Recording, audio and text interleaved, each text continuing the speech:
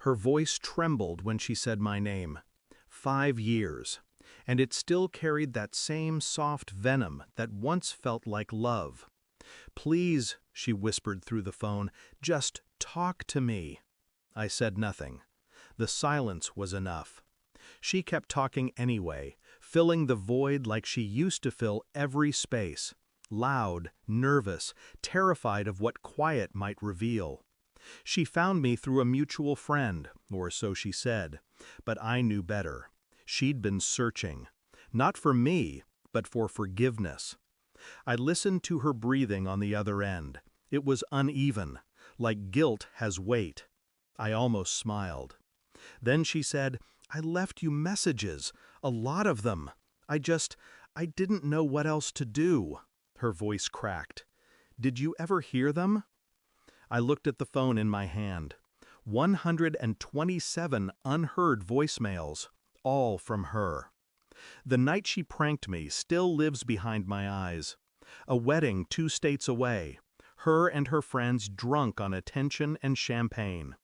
I'd gone to get the car, and when I came back, they were gone. They filmed it, I later learned, laughed about it online. "Call an Uber, loser."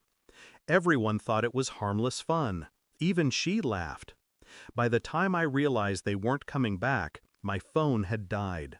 The venue emptied, the music faded, and I stood under a flickering parking lot light, alone, while confetti danced around my shoes.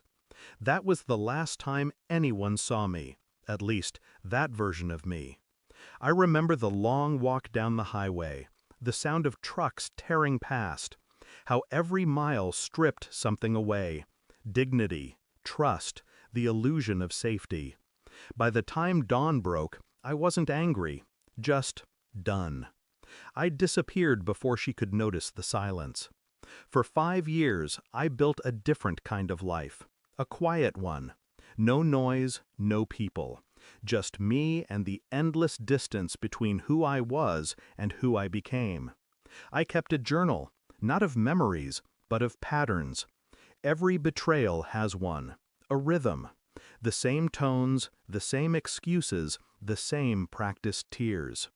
Sometimes I replayed her laughter in my head, the laughter that left me stranded 300 miles from home, the one that said I didn't matter.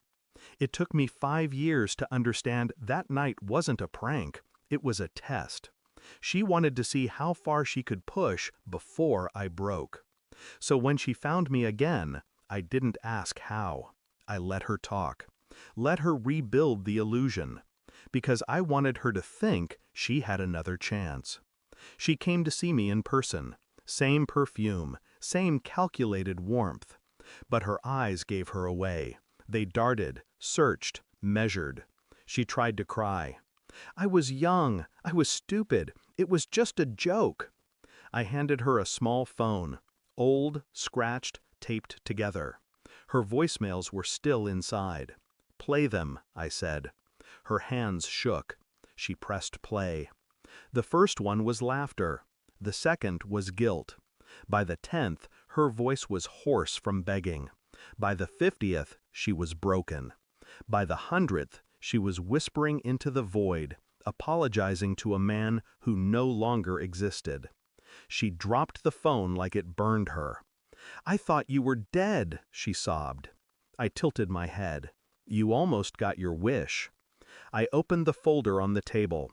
Inside were photos, screenshots of her prank, the video her friends uploaded before deleting it, the comments, the laughing emojis.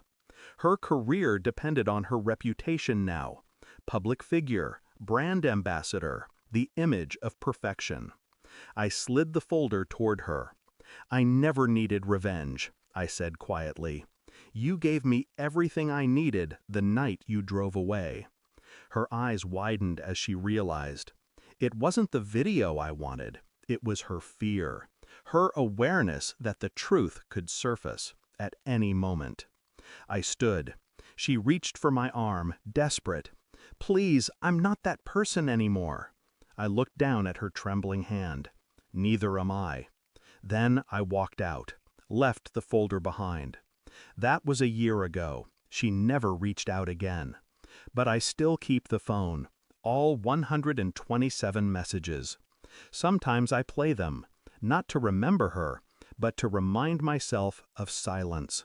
The last voicemail is my favorite. Her voice barely a whisper. "You win. Please, just answer." I never did. I deleted the message. And for the first time in years, the phone was quiet. That's when I realized it was never about revenge. It was about finally learning how to leave the dead buried. Thanks for watching. Don't forget to like, share, and comment. Subscribe now to Cheating Stories Insight World for more amazing stories.